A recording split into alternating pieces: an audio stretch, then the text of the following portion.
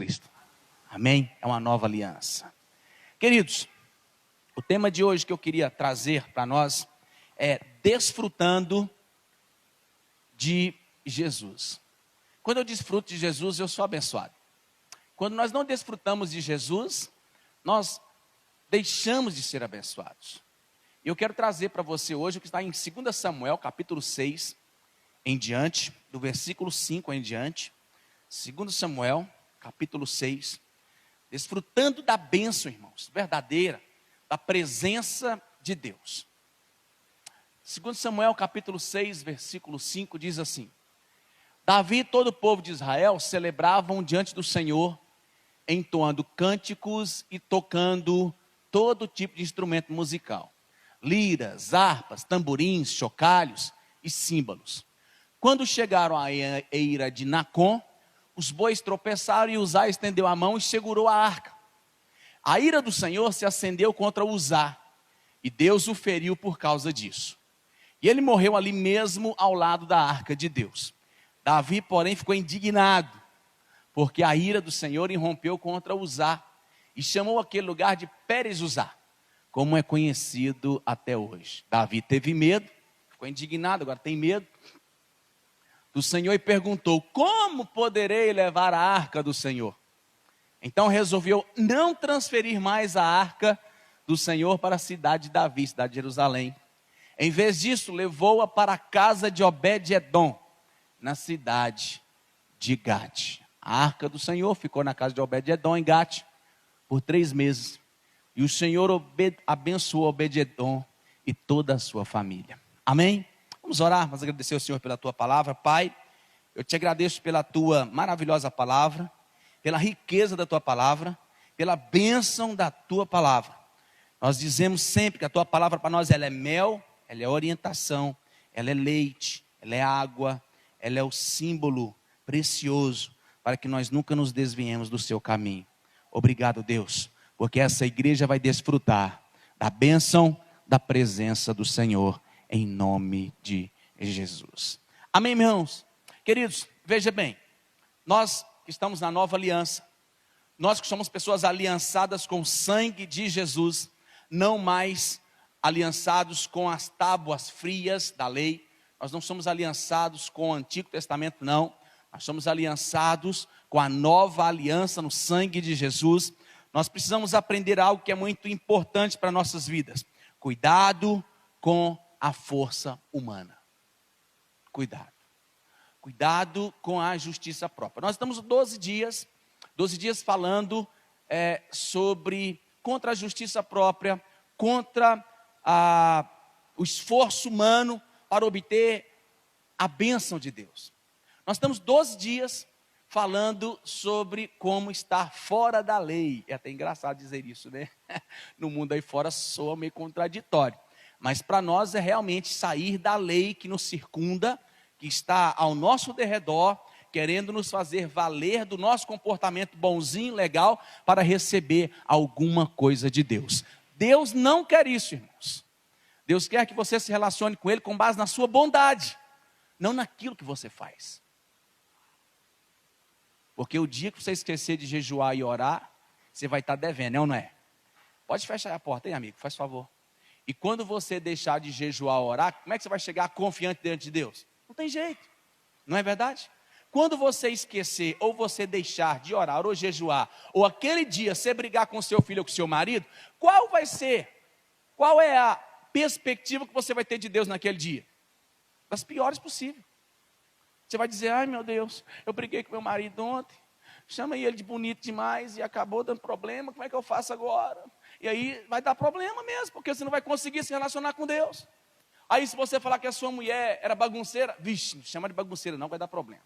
Se você chamou ela de bagunceira só porque ela deixou o sapato lindo dela, de quase 3 metros, de 30 centímetros de altura, no meio da sala, você trupicou, escorregou e quase caiu, você brigar com ela, chamar ela de bagunceira, você vai ter problema. Aí como é que você vai chegar diante de Deus, dizendo: Deus, me abençoa? Você sabe que você vai estar devendo, é ou não é?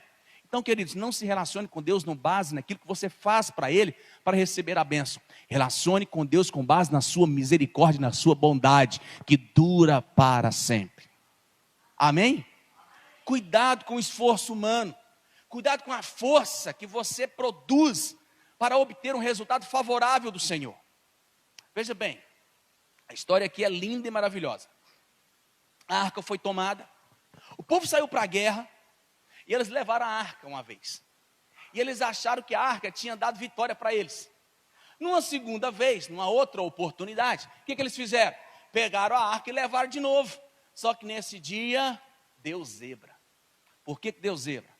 Porque os filisteus pegaram a arca, prenderam ela, guardaram lá no seu arraial. E agora Israel, o povo de Israel, o povo do Senhor, estava triste porque aquilo que simboliza a presença de Deus no meio do seu povo, não estava mais com o seu povo. Então, obrigado queridos futuros diáconos. Então a Bíblia diz que naquele instante, Davi, quando assume o rei, veja bem irmãos, Saul não teve nenhuma perspectiva boa com relação à arca, não tinha interesse pela arca. Saul, por que o ministério de Saul não foi um ministério profícuo? Porque em nenhum momento da vida de Saul, prestem atenção nisso, em nenhum momento da vida de Saul, ele quis o quê? Desfrutar da presença de Deus. Ele não quis buscar a arca para trazer para o centro daquela nação, que seria Jerusalém. Ele não queria fazer isso. Então ele não buscou fazer isso. Ele não fazendo isso, o que ele acabou fazendo? Perdendo todo o desfrute da presença.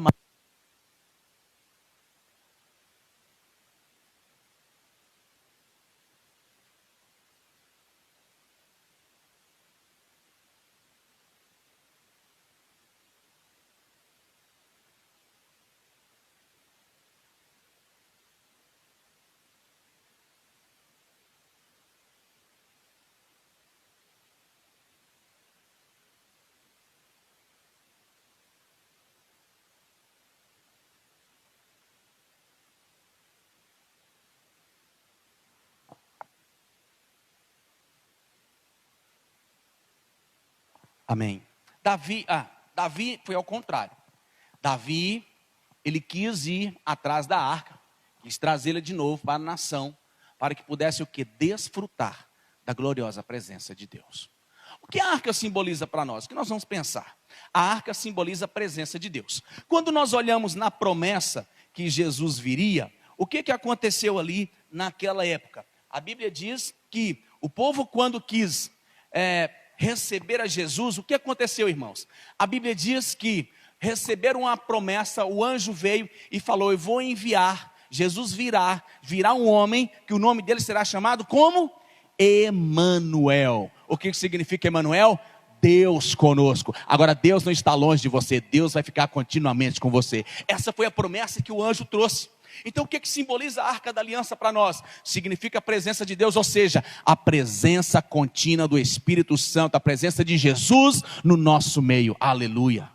Então a arca, ela é um símbolo do Senhor Jesus Cristo, o Emanuel, o Deus conosco. E Davi ansiava pela bênção da presença desse Deus. Veja bem, o que estava acontecendo aqui no versículo 5, volta no versículo 5 aqui querida, abandona seu posto não mulher.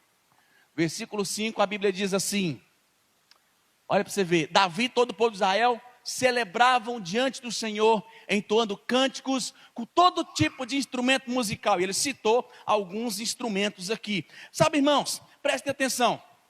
Davi, ele ansiava por fazer o que era certo, ele ansiava por aquilo que era correto, mas fazia do jeito errado. Olha para você ver que coisa.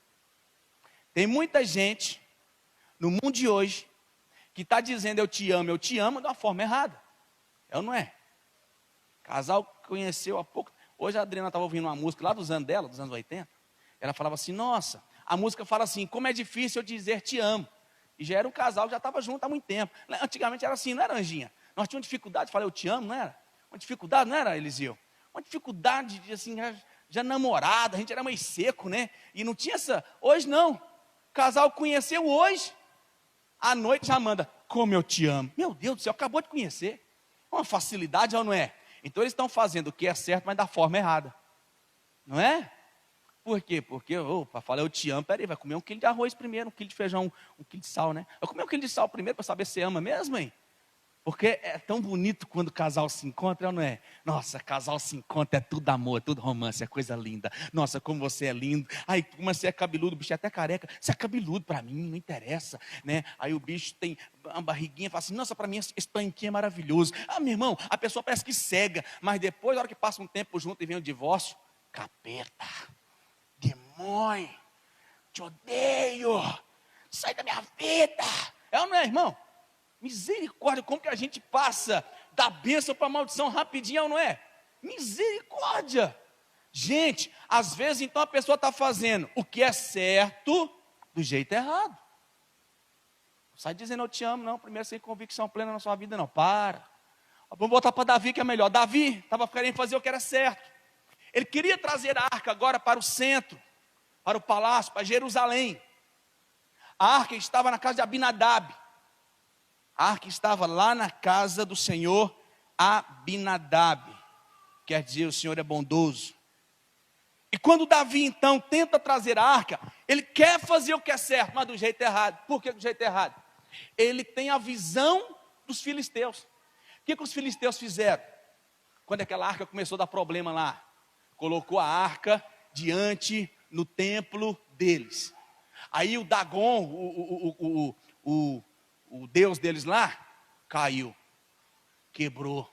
No outro dia ele estava se prostrado diante da arca. Eles falaram assim, esse trem dessa arca aí, tem algum trem errado com essa arca. Os trem de Deus parece que tem problema para nós. Vamos mandar essa arca para fora. Aí eles foi, pegou uma vaca, pegou uns boi, pegou aqueles boi, e aí o sacerdote deles lá teve uma ideia. Vamos soltar esses boi aqui. Se esse trem for de Deus, vai seguir o caminho desse povo e deixa embora. E realmente foi assim. Qual era a visão que Davi tinha? Nossa, presta atenção, irmão. Davi faz do mesmo jeito. Ele chama o povo, chama alguns homens, um deles é Uzá. Chamou, mandou ir buscar a arca, colocou a arca em cima de um, como é que chama aquele? Carroça de boi, né, dos nossos dias. Colocou em cima de uma carroça. Esse boi vem trazendo essa arca. Num determinado momento, o que acontece? O boi passa num barranco lá, e a carroça pula, o que acontece? Usar na intenção boa também, de segurar a arca, o que acontece? Põe a mão na arca, segura a bichinha, e aí é a primeira vez que você vai ver a Steven Spielberg em ação naquela época. Steven Spielberg começou a daquele raio laser e sumir a pessoa, foi através disso aí. O Zap morreu na hora, desapareceu, o homem virou fumaça, aleluia, eita glória. Misericórdia, hein? É misericórdia, não é aleluia não, né? Misericórdia. Um virou fumaça, irmão. Mas a intenção dele era o que, irmãos? Boa. Tem muito casalzinho se relacionando do marido, namorado com namorada, já com intenção boa, mas na hora errada. Então não tem. Coisa boa é só para casado, casal casado. Não adianta a mocinha chegar no mocinho e dizer assim, me deu uma prova do seu amor. E aí já sabe o que é a prova, né? Só engalobação. Cuidado. É bonito, né? É até bonito. A prova do seu amor. Vai não, besta. Cai não, minha filha. Cai não. Não vai nessa não, querido. Você quer a prova do meu amor? Vamos orar então 1 mês. Vamos só pegar na mãozinha, olha lá, para ver se isso é de Deus mesmo. Se for de Deus, nós vamos ficar juntos. Se não for, não faça a coisa errada não. Para depois aí, comer 1 quilo de arroz, 1 quilo de feijão, 1 quilo de sal e comer sal, depois chegar com 20, 30 anos e falar assim, esse trem estava errado. Não, vai dar trabalho, não faz isso não. Então presta atenção. Usar, até também tinha boa intenção, foi segurar a arca. Aí ele quis segurar a arca para ela não cair. Vocês lembram como é que era a arca? Era até bonita, tinha 2 hastes, tinha um anjo para cá, outro anjo para lá, não era? Assim, uns querubins, bonito. Uma arcona top, uma tampa.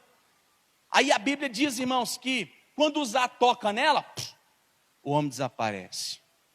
Eita, meu Deus. Sabe, meus queridos? E Davi estava fazendo a coisa certinha na vida dele.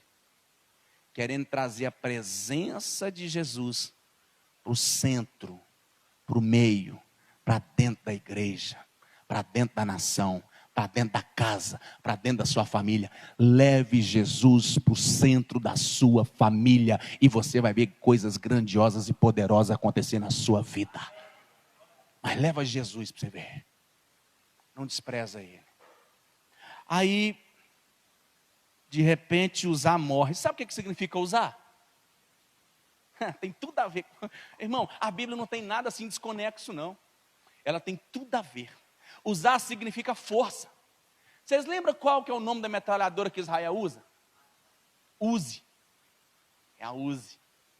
A Uzi, sabe o que significa Uzi? Força. Porque ela tem um tremendo poder de força. Aquela metralhadora, que é israelense. A Uzi. Lembra disso? Se vocês não lembram, eu também não lembro. Não servi exército, não. Mas eu sei porque eu estudei. Então presta atenção, irmãos. Usar significa o quê? Força. Ah, agora está justificado que ele morreu.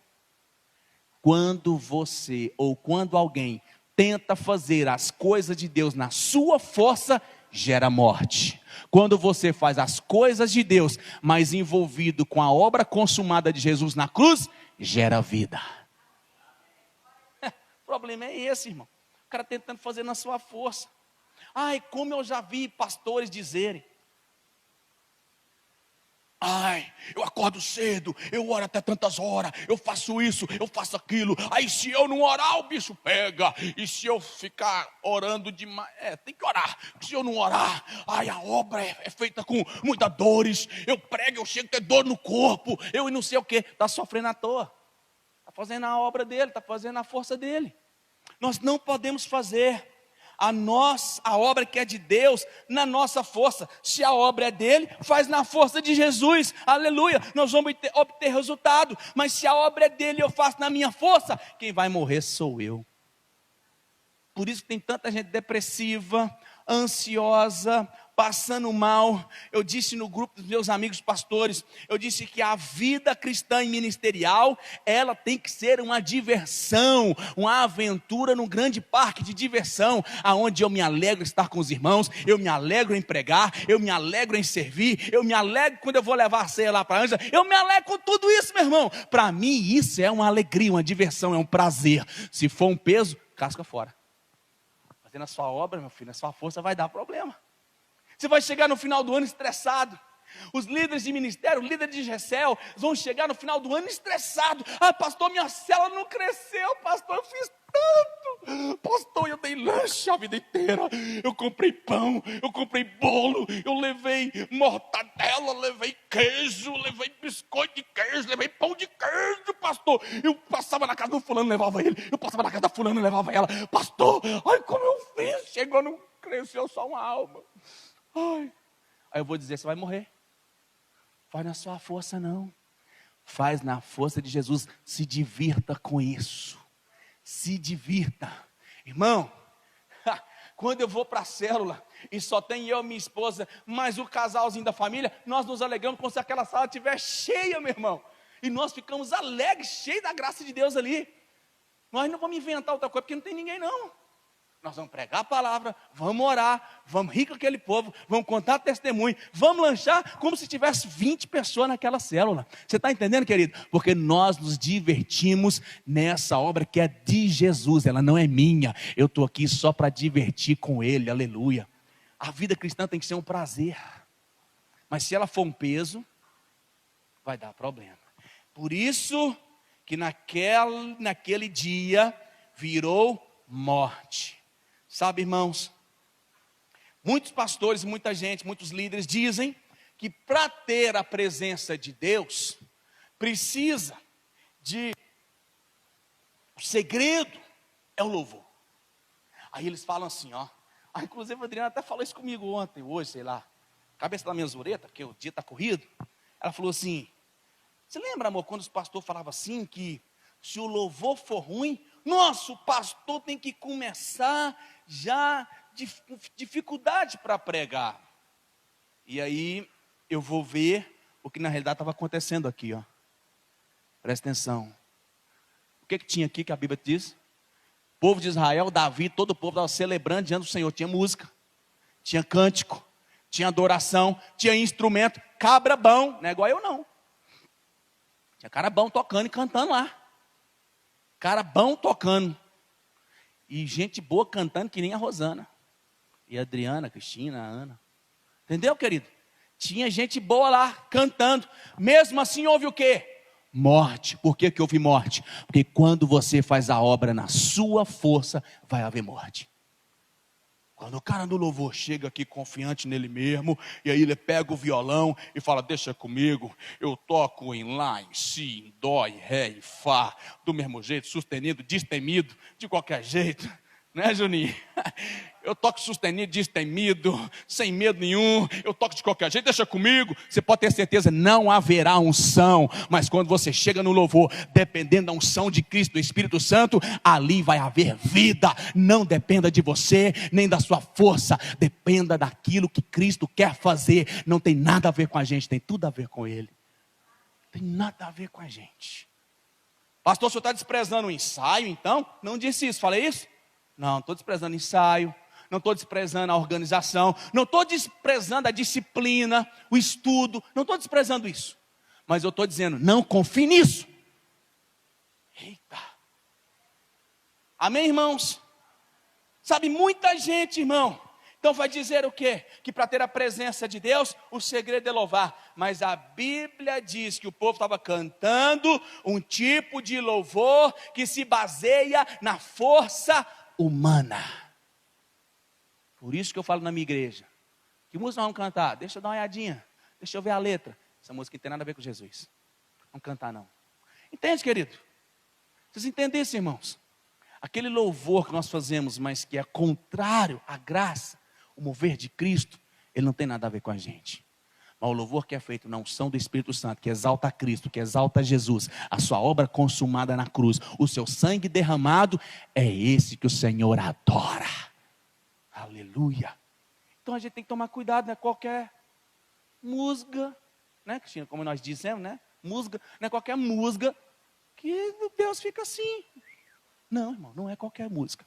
Estão entendendo? Diga amém. Então a Bíblia diz que quando Uzá morre, é o versículo 8. Quando Uzá morre, aí Davi também fica triste. Cadê o versículo 8? Isso. Ó, Davi ficou indignado, porque a ira do Senhor se rompeu contra Uzá. E aí Davi também teve medo do Senhor. E aí ele faz uma pergunta: como poderei levar a arca do Senhor? Aí Davi ficou desgostoso, temeu. Sabe, irmão, muita gente também vai dizer o seguinte, presta atenção no que eu vou dizer aqui na sua vida. Olha como que um ano começa diferente do outro, né? Aleluia, obrigado, Senhor. Ano passado, uma das primeiras palavras que nós recebemos foi uma palavra de acusação. Foi uma palavra que dizia assim, acusando a liderança da nossa igreja. A liderança tem pecado, é por isso que a igreja está assim, por isso que a igreja está assada. Sabe, parece que é até bonitinho, né? Alguém se preocupar com a igreja, mas condenando. Já viu isso? Ele está fazendo às vezes a coisa certa, mas do jeito errado. Vocês lembram daqueles homens de Datã, Coré, Datã, Abirão, Coré, Datã e Abirão, ou Abiú? Vocês lembram daqueles homens lá? Eles também, eles queriam fazer uma coisa certa, só que do jeito errado. Eles falaram assim diante de Moisés e Arão: uai, só vocês são sacerdotes? Não, todo mundo aqui é sacerdote, todo mundo tem capacidade de ministrar, todo mundo aqui pode ser um sacerdote. Não está falando bonitinho? Só que na realidade ele estava incitando o povo contra Moisés e Arão. Você está entendendo, meu irmão? Tem gente que vai dizer o seguinte: o pecado tira a graça de Deus, o pecado tira o avivamento da igreja. Ledo engano. Porque se o pecado tira o avivamento não devia nem ter começado, porque o pecado também estava lá. Eita Jesus. Está entendendo? Diga amém. Você está entendendo, irmão? A graça, Jesus, vai sempre ser maior do que o nosso pecado. Então olhe para Ele. Não fique sofrendo. Ai meu Deus, passou uma mulher bonita ali, meu coração chegou na acelerada. Ai, agora não posso nem tomar a ceia. Estou em pecado. Meu Deus, você está sofrendo à toa. Para com isso. Meu Deus do céu. Ai, pastor, eu sabia que não devia brigar com a minha mulher, mas não aguentei. Ela me chamou de cabeludo, não tem nem o cabelo. Vai pra você ver, é uma afronta demais para minha vida, não dou conta, pastor. E aí o cara quer brigar. Irmão, eu não posso tomar ceia, pastor, porque eu estou em pecado. Ô meu irmão, pelo amor de Deus, a graça de Cristo é sempre maior que o seu pecado. Quando aquela samaritana chegou e Jesus já estava no poço, Jesus é esperto, não é? Estava ali no poço só esperando ela chegar, porque Jesus conhece aquilo que os nossos olhos veem. Ele conhece além do que os nossos olhos veem. Jesus estava sentado no poço esperando aquela mulher. Quando ela chega, você acha que Jesus já fez uma entrevista com ela? Você, tu é malandra mesmo, hein? 5 maridos já tiveste e o que tens nem é teu. Que mulherzinha baixa você. Jesus fez isso, irmão? Não, querido. Oh, meu Pai da glória. Jesus não faz entrevista com a vida pregressa da pessoa. Não, por quê? Porque a graça é sempre maior do que o pecado. Então Cristo quer sempre curar, Ele quer sempre abençoar. Ele não está interessado no seu pecado, Ele está interessado na nova criatura que você é, recebendo a libertação que só vem dEle. Então alguns dizem assim: ah, pastor, mas a graça ela é inutilizada pelo pecado. Não é não, meu filho, porque senão Jesus não tinha vindo. O pecado não para o mover de Deus. O pecado não para o avivamento. O pecado não pode parar a igreja, porque a igreja, o movimento, a obra é de Deus. Ela não é nossa e não deve ser feita na nossa força, mas sim na força de Deus. O mover de Deus só para quando você quer fazer as coisas na sua força, no seu esforço natural, naquilo que faz suor para você fazer e realizar as coisas. Está assumindo uma nova liderança aí. Mas aí, todo dia, às vezes eu falo com a Ana, e meus líderes vão saber disso, porque a maioria deles estão aqui nessa noite. Ei, divirta com a obra e com o cargo que Deus te deu. Divirta com isso. Se alegre. Ai, pastor, fiz um evento para jovens. E aí, eu programei esse negócio para 100 jovens, veio 10. Aí eu falo: glorifica a Deus, meu filho. 10 representam um todo na Bíblia. Olha aí, Deus mandou os melhores para você, para que esses 10 multiplicassem e virassem 1000. Aleluia. Olhe com a perspectiva de Cristo, nunca com a nossa. Entendeu, queridos? Nunca olhe com o esforço natural. Pare de fazer as coisas no esforço natural. Olhe para Jesus. Em vez de avaliar onde Davi havia errado, ele não fez isso. Davi devia ter olhado para Deus, sabe por quê? Porque a Bíblia vai dizer em 1 Crônicas, capítulo 15. Quer ver o que a Bíblia diz? 1. A Bíblia já tinha dito isso em Êxodo, que quem levaria a arca eram os sacerdotes. A Bíblia já estava escrita isso. Só que Davi, ele vacilou, ele não lembrava disso. Sabe, querido, deixa eu dizer uma coisa para você. Não recorra a você. Recorra à palavra de Deus, que tem resposta para todas as suas indagações. Olha, irmão, o médico é bênção, amém? Mas não acredite 100% no médico, porque a palavra de Deus diz que Jesus é o médico dos médicos, que quer te curar melhor do que o médico da terra. Está entendendo? Diga amém. Isso aí, querido. Entende, irmãos? Nós às vezes acreditamos num psicólogo, acreditamos no médico, acreditamos em várias pessoas que estudaram. Não estou tirando o mérito deles, porque eles são estudiosos, estudaram, se formaram, glória a Deus por eles. Eles são para nos orientar, mas a primeira orientação que nós recebemos vem do alto, vem da palavra. Olha o que a Bíblia já dizia. Davi construiu várias casas para si na cidade de Davi. Também preparou um lugar para a arca de Deus e armou uma tenda especial para ela. Em seguida, ordenou: ninguém a não ser quem? Os levitas levará a arca de Deus. Por quê? Porque agora ele está se lembrando. Agora que ele se lembrou. O livro das Crônicas é um registro posterior às coisas que aconteceram. Então ele está registrando as coisas que aconteceram. Lá em Samuel, ele não estava lembrando disso. Então qual era a posição de Davi? Buscar a palavra, recorrer à palavra, recorrer à Bíblia para saber o que ele devia fazer. Sabe, irmãos, é por isso que tem muita gente quebrando a cabeça. Tem muita gente suando para trabalhar. Tem muita gente suando para fazer as coisas, porque quer fazer sempre no esforço natural, no esforço humano.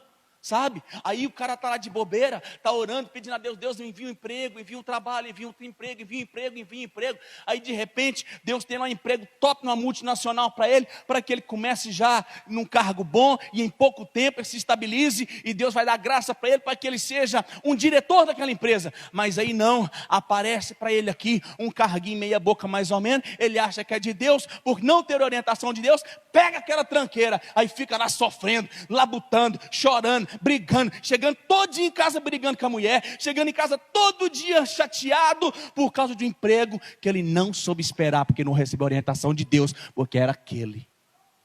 Entende isso? Por isso nós precisamos de recorrer à palavra. Quantas pessoas, irmãos, médicos, alguns anos atrás eu ouvi reportagem de médicos que saíram de São Paulo, saíram de grandes centros como Rio de Janeiro e foram morar em interiores, em cidadezinhas pequenininhas, porque não aguentavam mais aquela correria louca do dia a dia deles. Sabe por que isso? Porque naquele dia que foram fazer o seu emprego, não perguntaram a Deus, Deus, é isso que o Senhor quer para mim? Eita Deus, isso faz toda a diferença. Olha o que Davi agora diz. Então os levitas levaram a arca. O Senhor os escolheu para carregarem a arca de Deus e o servirem para sempre. Então Davi convocou todo Israel para ir a Jerusalém a fim de trazer a arca do Senhor para o lugar que ele havia preparado. Este é o número de descendentes de Arão, agora versículo 11.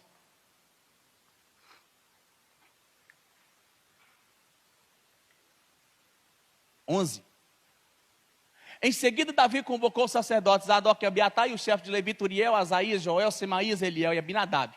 E disse-lhes, vocês são os chefes das famílias levitas, consagrem-se, vocês e todos os seus parentes levitas, para trazerem a arca do Senhor Deus, o Deus de Israel, para o lugar que preparei para ela. 13. A ira do Senhor irrompeu contra nós na primeira vez. Está vendo? Esse é o registro daquilo que aconteceu lá anterior. Sabe, irmãos, talvez nós podemos até errar. Talvez em 2021 nós vamos começar às vezes, não digo que nós vamos acertar em tudo. Talvez nós até vamos errar, mas quando errar, vá atrás da Bíblia para saber o que Deus quer agora para você. Qual é a orientação, qual é o caminho norte, qual é a bússola, qual é o caminho que Ele quer para você. Haja vista, Deus quer coisa boa na sua vida. Ele não quer nada de mal com você, irmãos. Por isso que Ele está orientando. Você entende isso? Deus está nos orientando. Então não se deixe orientar pelo que você vê, pelo que você às vezes sente. Seja dirigido pelo Espírito, não pelo seu sentimento, porque o seu sentimento pode ser errado. Mas o Espírito nunca deixa você errar. Nunca deixa. Entende isso, querido? Os pais são pessoas boas, sim ou não? Muitos pais são pessoas boas e tentam dar coisas boas para os filhos. Mas a tradição paternal não pode te dar o caminho melhor do que a Bíblia pode te dar. Sabia disso? Se o pai a vida inteira fez coisa errada, se o pai a vida inteira recebeu suborno, quando ele for ensinar o filho dele, quando estiver diante do suborno, o que ele vai dizer para ele? Ah, filho, uma vez ou outra não tem problema não, né? A pessoa está querendo dar, recebe. Não é? Então o pai às vezes não pode ficar na tradição paternal, nem maternal, não podemos ficar nela. Aonde nós vamos receber a orientação correta? Na gloriosa palavra de Deus. Aí Davi fez agora o que é certo. Não foram vocês os levitas que levaram a arca. Não consultamos a Deus sobre o modo apropriado de transportá-la. Então os sacerdotes levitas se consagraram a fim de trazer para Jerusalém a arca do Senhor, o Deus de Israel. 15. O 15 tem alguma coisa aqui. Quer ver? Os levitas carregaram a arca de Deus sobre os ombros. Olha lá, ó.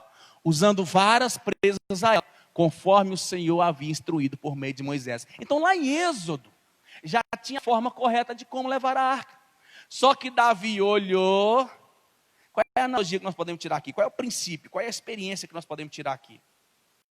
Quando você olha o jeito humano, ou o jeito do mundo fazer, você tenta copiar ele, você pode ter certeza, vai te dar problema. Vai trazer morte para a sua vida. Mas quando você olha o jeito de Deus de fazer as coisas, você vai receber o favor de Deus.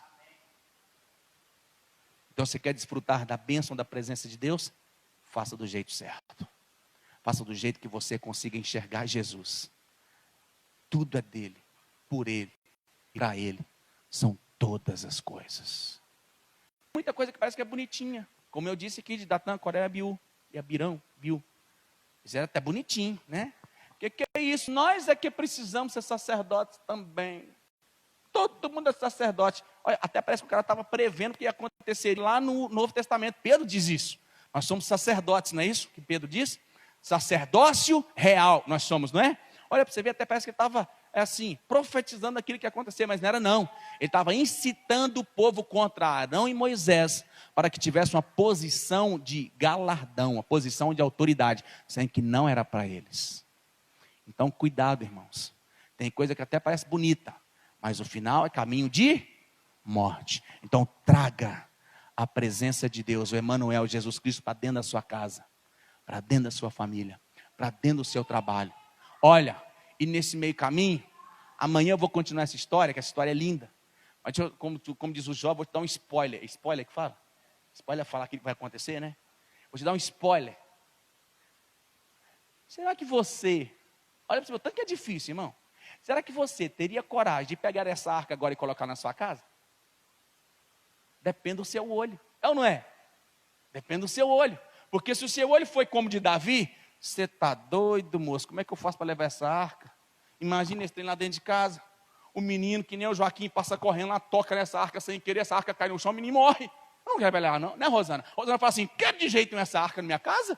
Por quê? Porque ela achou que todo mundo que tocar na arca está morto. Porque achou que aquele princípio é errado. Mas não é o princípio em si da arca estar na sua casa que vai te trazer problema.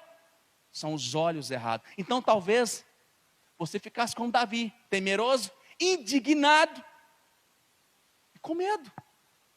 Como é que vamos fazer agora? É como se naquele instante que Uzá morresse, Davi chegasse e falasse, gente, tem alguém aqui que quer levar a arca para sua casa para guardar lá? Porque eu não sei o que fazer, eu não sei como levar ela para casa, eu não sei como levar ela para Jerusalém.